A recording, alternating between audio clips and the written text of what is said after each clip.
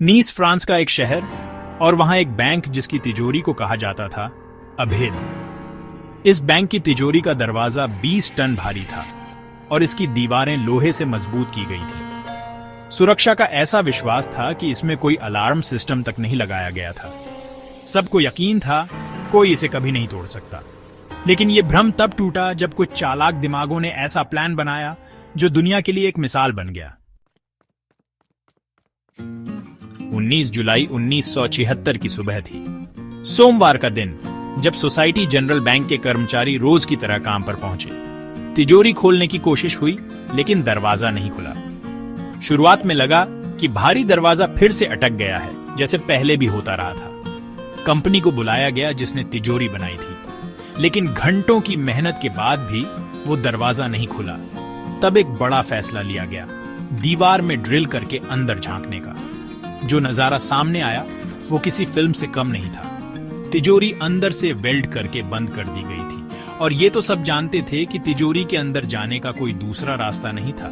न कोई खिड़की, न रोशनी और न ही बाहर से कोई सुराग। अब मामला समझ आ गया था, कोई बड़ी वारदात हुई है। मशीनों से दीवार तोड़ी गई और जैसे ही अंदर घुसे सबकी आंखें खुली की खुली रह गईं। सैकड़ों लॉकर तोड़े जा चुके थे। सोना, नकदी, जेवरात सब गायब और दीवार पर स्प्रे पेंट से एक मैसेज लिखा गया था, बिना हथियार, बिना नफरत और बिना हिंसा। जैसे ही बैंक वाले सदमे से उभरे, उन्होंने देखा कि जमीन के नीचे एक सुरंग खुदी हुई है, सीधा तिजोरी के नीचे से निकलती हुई। यह सुरंग शहर की सीवरेज लाइन तक जाती थी। वहां से पुलिस को गैस सिलेंडर, टनल डिगिंग के औजार और लगभग 1 किलोमीटर लंबी इलेक्ट्रिकल केबल मिली। यहां तक कि हवा के लिए वेंटिलेशन सिस्टम भी लगाया गया था। चोरों ने 400 में से 4000 लॉकर तोड़े थे। ये चोरी उस समय $20 मिलियन की थी और आज की कीमत में ये करीब $110 मिलियन यानी 900 करोड़ रुपए से ज्यादा है। फ्रांस के इतिहास की यह सबसे बड़ी बैंक डकैती थी और इसके बाद की जांच भी अब तक की सबसे बड़ी। पुलिस ने हर कोशिश की लेकिन महीनों तक कोई सुराग नहीं मिला। फिर अक्टूबर 1976 में एक टिप मिली। एक चोर की गर्लफ्रेंड ने जानकारी दी। उस व्यक्ति को पकड़ा गया और पूछताछ के बाद उसने पूरी गैंग का नाम बता दिया।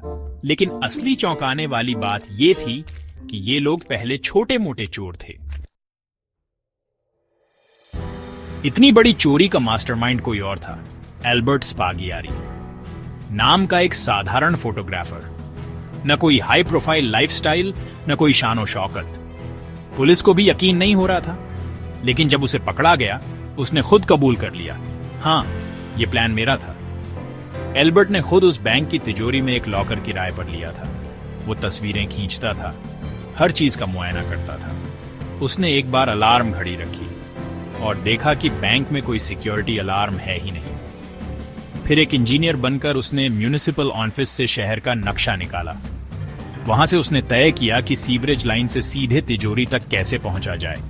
जी न की 26 फीट की सुरंग खोदनी पड़ेगी।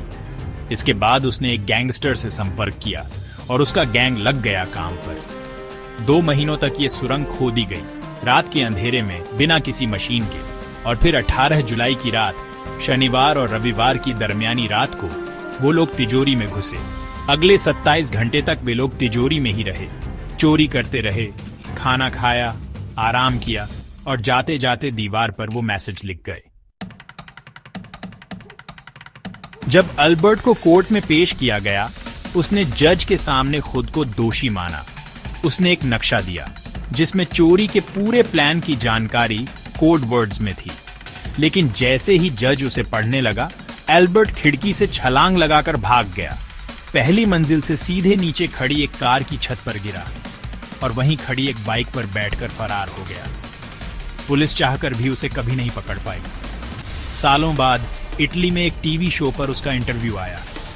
उसने कहा कि उसे बचपन से ही खजाने ढूंढने का शौक था और इस प्लान से उसने अपने सपने पूरे किए। ऐसा लग रहा था जैसे वो फ्रांसीसी पुलिस का मजाक उड़ा रहा हो।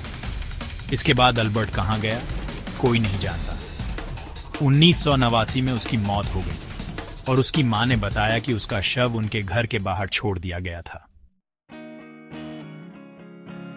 तो दोस्तों, ये थी उस अभेद्य तिजोरी की कहानी जिसे गोली से नहीं बल्कि दिमाग और धैर्य से तोड़ा गया। अगर आपको वीडियो पसंद आया हो तो लाइक और शेयर जरूर करें और ऐसे ही रियल लाइफ थ्रिलर के लिए चैनल सब्सक्राइब करना ना भूलें। जल्द मिलते हैं एक और जबरदस्त कहानी के साथ।